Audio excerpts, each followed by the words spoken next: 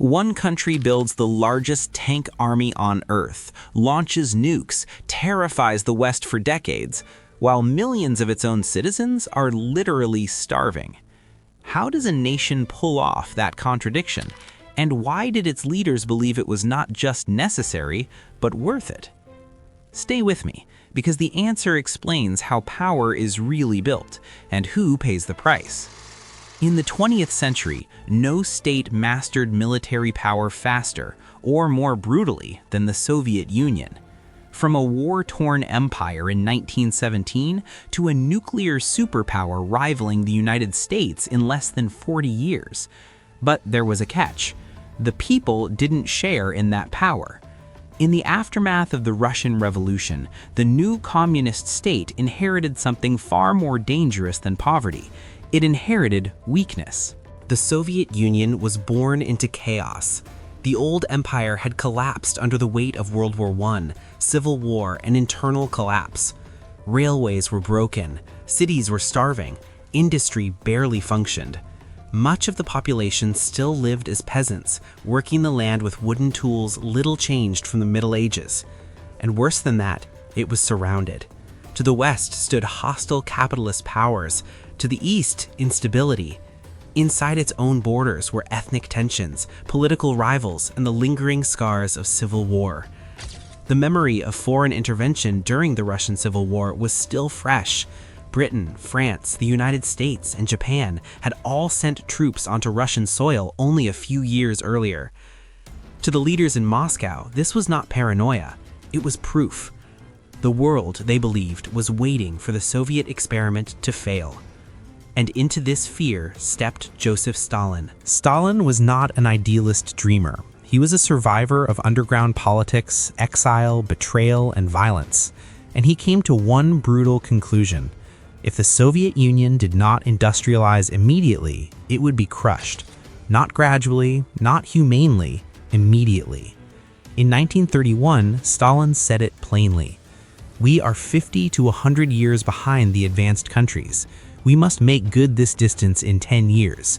Either we do it, or we shall be crushed. This was not rhetoric, it was a deadline. Industrialization became a matter of national survival, not economic development. And survival demanded sacrifice. The state drew up massive 5-year plans that prioritized heavy industry above all else. Steel, coal, electricity, machine tools, armaments. These were not consumer goods, they were the raw materials of war. But there was a problem. The Soviet Union did not have the money to build this industrial base. It did not have the technology, and it did not have time. So the regime looked to the only resource it could extract quickly and at scale: agriculture. More specifically, grain. Grain could be exported. Grain could buy Western machinery. Grain could be turned into factories, tanks, and weapons. And grain came from peasants. The countryside became the engine room of Soviet industrialization, and its first victim. Beginning in the late 1920s, the government launched a campaign of forced collectivization. Private farms were abolished. Peasants were herded into collective farms controlled by the state. Those who resisted, labeled kulaks or class enemies, were deported, imprisoned, or executed. But collectivization wasn't just about ideology. It was about extraction. State quotas were imposed that ignored reality. Harvests were seized regardless of weather, soil, or hunger. Grain was taken not only from surplus, but from seed stocks, from emergency reserves, from the food peasants needed to survive winter. Armed requisition squads moved village to village. Homes were searched, floors were torn up, wells were inspected. Any hidden food was confiscated. And while villages starved, trains full of grain rolled west, to ports, to foreign buyers, to industrial equipment suppliers. Steel was bought with bread. Machines were bought with lives. The calculation was cold and deliberate. Steel over food, tanks over tractors, cannons over calories. Nowhere were the consequences more devastating than in Ukraine. Ukraine was the breadbasket of the Soviet Union. Fertile land, experienced farmers, high yields. It was also a region with a strong sense of national identity and a history of resistance to Moscow's control. That made it dangerous. When harvests fell in the early 1930s, the state did not ease quotas, it tightened them. Borders were sealed, villages were blacklisted, entire communities were denied access to food. What followed was the Holodomor. Millions died. People collapsed in fields. Children starved in front of parents who had nothing left to give. Cannibalism was reported, not as horror stories, but as official police records. And all the while, the state denied it was happening. There was no famine, officials claimed, only sabotage, only class enemies. To admit starvation would be to admit failure, and failure in Stalin's worldview was more dangerous than death. Factories, meanwhile, kept rising. Blast furnaces were built. Power plants came online. Tank production accelerated. The countryside was dying, but the industrial cities were growing. From the perspective of the state, the sacrifice was tragic, but necessary. Every factory completed was proof the plan was working. Every steel output target met was a step closer to safety. The people were paying the price so the state could survive. And in a grim, short-term sense, it worked. By the mid-1930s, the Soviet Union had transformed itself from a backward agrarian society into an emerging industrial power. When war came in 1941, those factories, built on starvation, would produce the weapons that stopped Nazi Germany. But that is the cruel paradox at the heart of this story. The Soviet military superpower was not built despite famine. It was built through it. The choice was made early, and it was never reversed. Guns were chosen over bread, and millions paid the cost so the state could endure.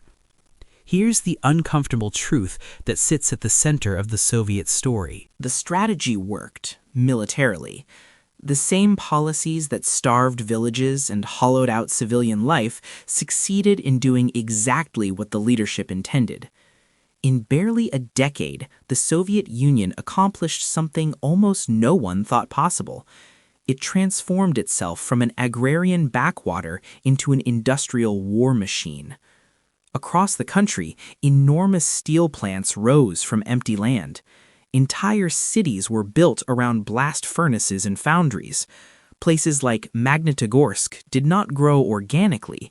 They were imposed, planned, and constructed at breakneck speed, often by forced labor working in brutal conditions. These were not factories meant to make life better. They were factories meant to make war possible. Tank plants ran day and night. Assembly lines never stopped. The goal was not efficiency or safety, it was volume. Quantity mattered more than quality. If a machine broke, another would replace it. If a worker collapsed, someone else would step forward. And there was always someone else, because the Soviet state controlled everything. Labor was assigned, not chosen. Workers could be relocated hundreds or thousands of miles away with a stamped document. Missing work could mean prison. Complaining could mean exile. Entire populations were mobilized as if they were units in an army, because, in a sense, they were. Resources followed the same logic. Coal, iron, oil, timber, everything flowed toward heavy industry. Consumer goods were an afterthought. Housing lagged.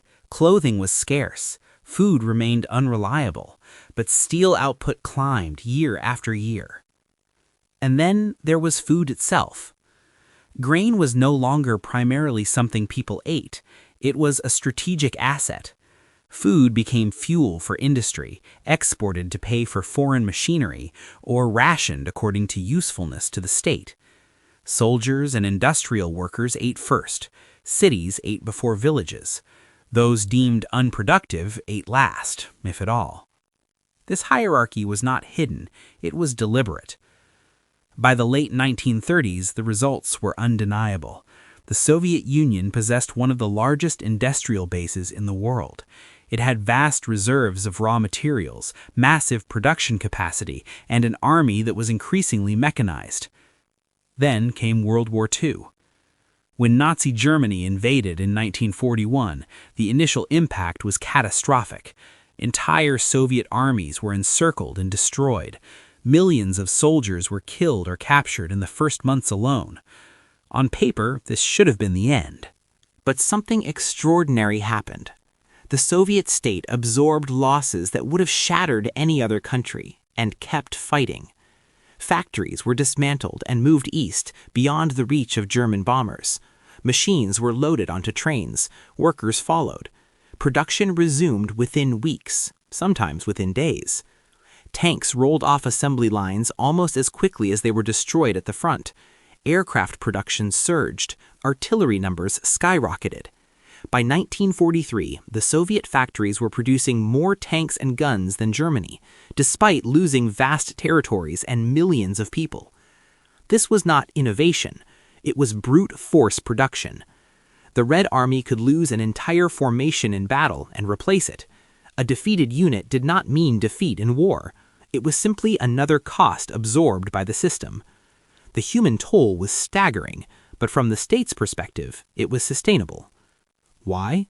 Because the Soviet model did not depend on individual lives. It depended on control. Where people lived, where they worked, what they ate, what they produced, whether they lived or died. In a total war, this was an advantage. There were no strikes to negotiate with, no independent industries to persuade, no public opinion to appease. If more tanks were needed, they were ordered. If more workers were required, they were taken. If more food was needed, it was seized. The military always came first. Civilian suffering was not seen as a tragedy, it was seen as a resource being consumed. Hardship was reframed as patriotism. Hunger was sacrifice. Death was duty. And this logic extended beyond the war itself. The Soviet leadership learned a dangerous lesson from victory. Mass suffering could be justified by strategic success. If millions had died and the state survived, then, in their view, the system was proven. The result was a military establishment that dominated Soviet priorities for decades. Enormous portions of the economy were permanently devoted to defense. Scientists worked on weapons instead of medicine.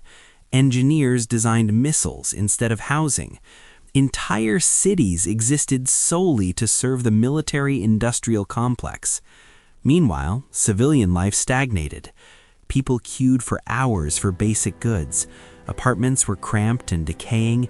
Food shortages persisted long after the war ended. But the army was modern. The weapons were formidable. The image of strength was maintained. That was the trade-off. The Soviet Union had learned how to turn hunger into hard power, how to convert deprivation into dominance. It had built a system capable of withstanding unimaginable loss and continuing forward.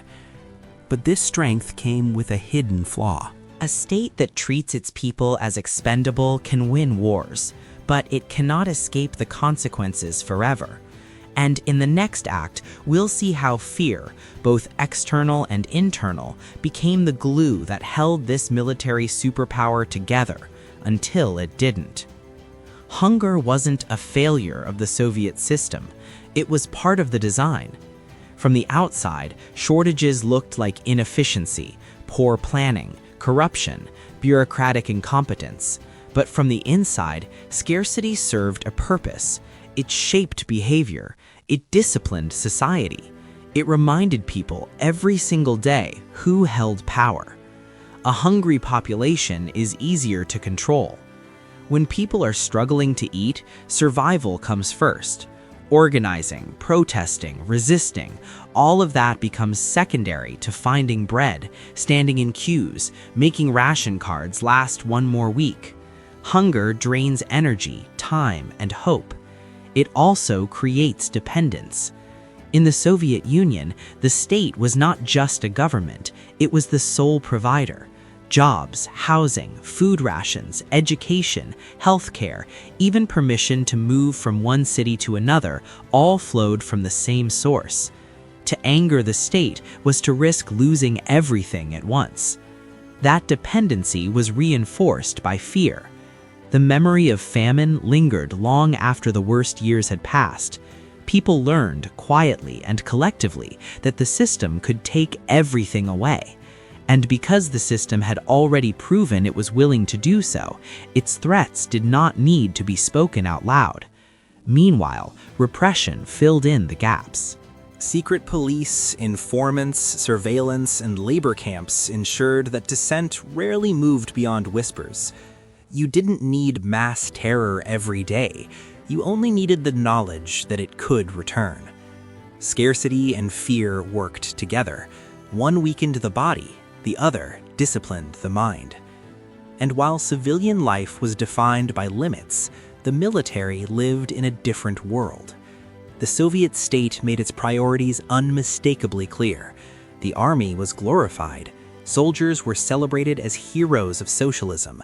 Military parades rolled through Red Square, showcasing strength, unity, and sacrifice. Uniforms were sharp, medals gleamed. The message was constant.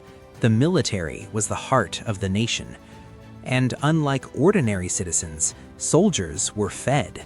Rations for the armed forces were reliable, housing was prioritized, access to goods was better, military service offered stability and status in a society where both were otherwise scarce. To serve the army was not just patriotic, it was practical. Engineers and scientists tied to defense received similar treatment. Those working on weapons, missiles, tanks, and aircraft lived better than those designing consumer products or housing. Research institutes tied to the military-industrial complex were islands of privilege in a sea of shortages. Weapons got funding without limits. If a project was deemed critical to national security, resources appeared. Materials were diverted, deadlines were enforced. Failure was not an option. In a system where everything was scarce, the military was never allowed to feel it. This imbalance was not accidental. The Soviet leadership believed that external threats justified internal sacrifice. Capitalist countries were portrayed as hostile, encircling enemies waiting for weakness.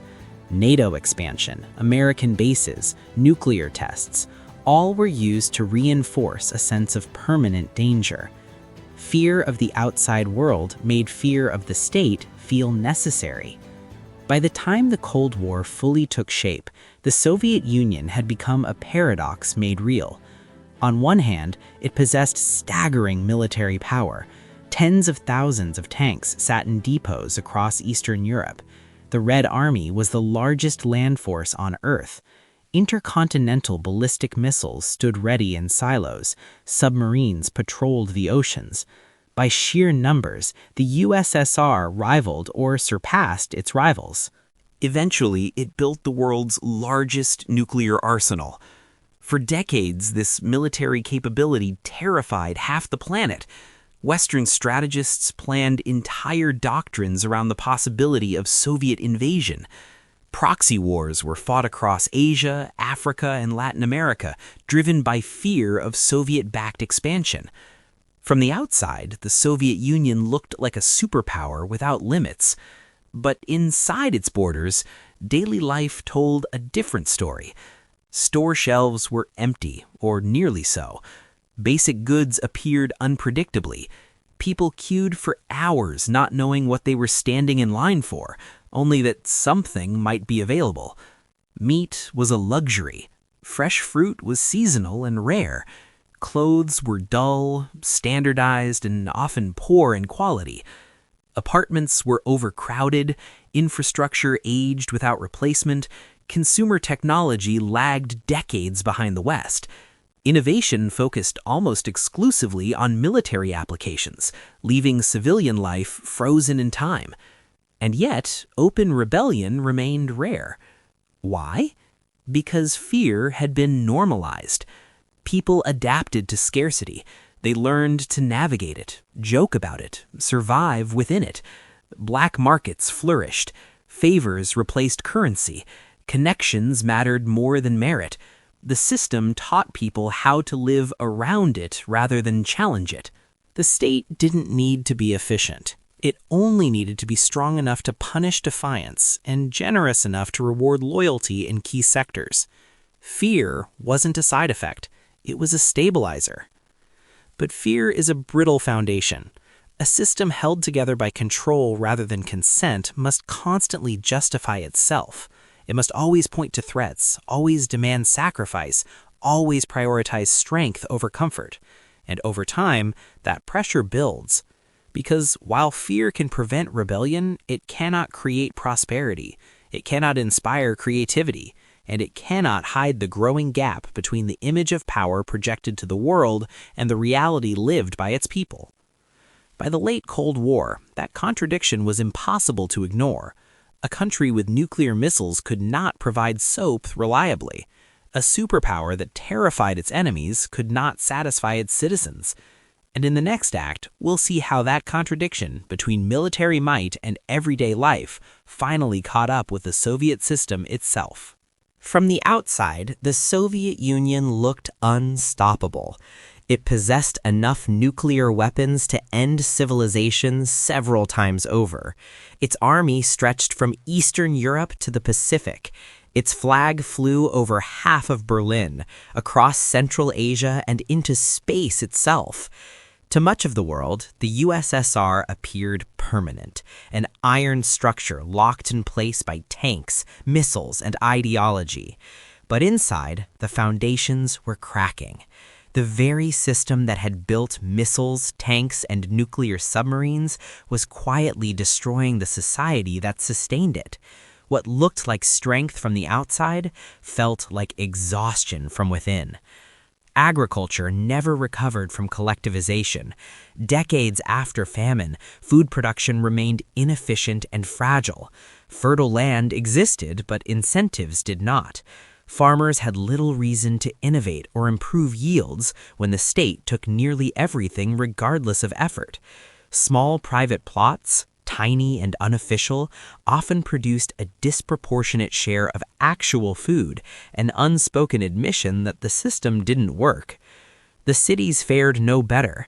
Factories met quotas, but those quotas often rewarded volume over usefulness. Goods were produced to satisfy plans, not people. Warehouses filled with unusable products while citizens lacked basics. Shoes fell apart, appliances failed. Entire industries existed to meet numbers on paper rather than needs in real life. Innovation suffered most of all. In a system built on fear and punishment, creativity became dangerous. Proposing a new idea meant risking blame if it failed. Challenging old methods meant challenging authority. It was safer to follow instructions, repeat procedures, and avoid standing out. So people stopped trying. Engineers did the minimum required. Managers padded statistics. Workers showed up but disengaged mentally. Productivity stagnated, not because people were lazy, but because motivation had been crushed out of them over generations. Why give more to a system that took everything?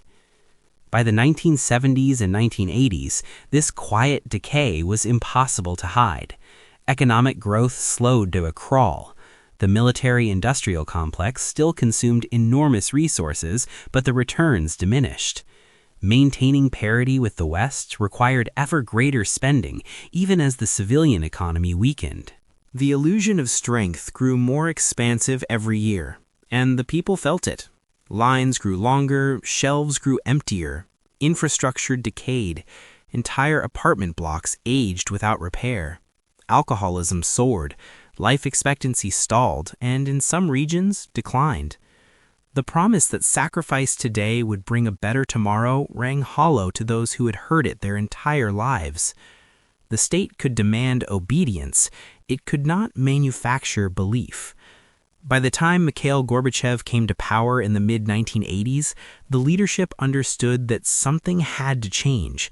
The system was not collapsing dramatically, it was simply running out of energy. Gorbachev's reforms were an attempt to fix the unfixable. Perestroika sought to restructure the economy, introducing limited flexibility and efficiency. Glasnost encouraged openness, transparency, and public discussion. For the first time in decades, people were allowed to speak honestly about shortages, corruption, and past atrocities. But honesty came with consequences.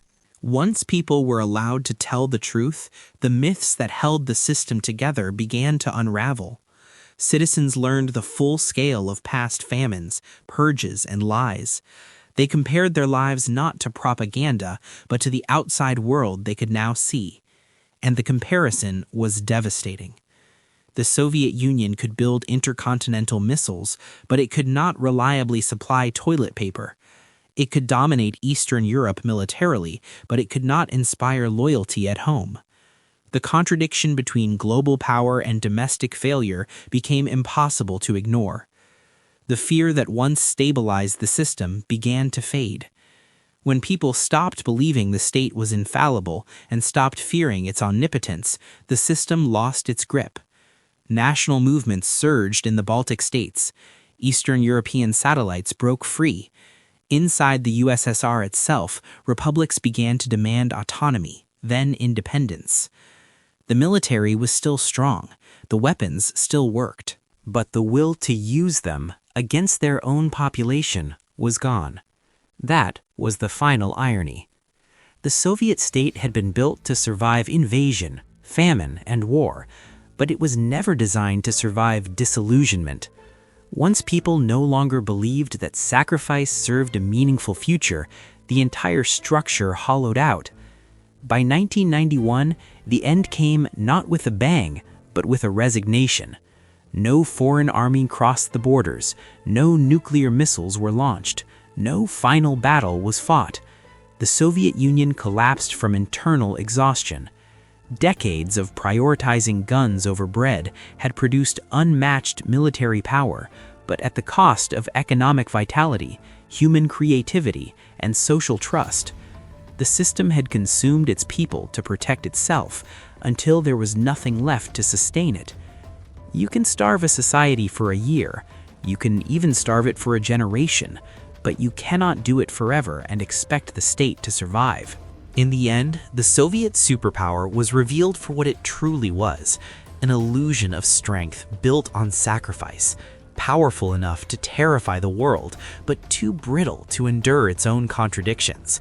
And when the illusion finally shattered, there was nothing beneath it strong enough to take its place. The Soviet story leaves us with a chilling, uncomfortable lesson, one that reaches far beyond the 20th century. You can build immense power by sacrificing your people. You can mobilize entire societies through fear. You can redirect food into factories, lives into statistics, and suffering into strength. You can construct armies so vast they terrify the world. You can make rivals hesitate, allies submit, and enemies plan their futures around you. For a time, it works. The Soviet Union proved that a state willing to treat human beings as expendable resources can achieve extraordinary things, militarily. It turned hunger into steel, obedience into production, and sacrifice into dominance. It survived invasion, outlasted enemies, and stood toe-to-toe with the most powerful nations on Earth. But that kind of power is hollow. Because when a system is built on fear rather than trust, it never truly becomes strong. It only becomes rigid. And rigid systems don't bend, they crack. By prioritizing survival over well-being, control over creativity, and weapons over people, the Soviet state hollowed itself out from the inside. Each generation inherited less hope than the one before it. Each promise of a better tomorrow rang weaker than the last.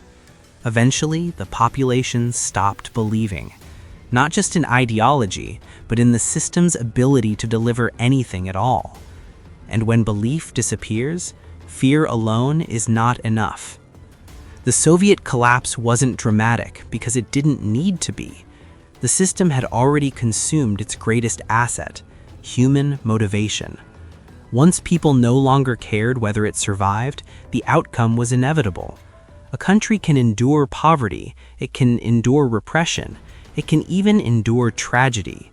What it cannot endure is exhaustion without meaning. That is how power eats itself.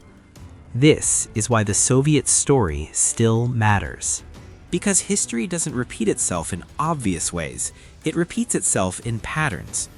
Whenever a state prioritizes strength over dignity, control over consent, and image over reality, it risks walking the same path. Whenever leaders believe people are replaceable, motivation collapses. Whenever fear replaces trust, innovation dies. Whenever sacrifice becomes permanent, collapse becomes certain. The lesson isn't that power is evil, it's that power detached from human well-being is unstable. True strength is not measured by missiles or tanks, but by whether a society can sustain itself without coercion, whether people believe their future is worth investing in, whether the system gives more than it takes.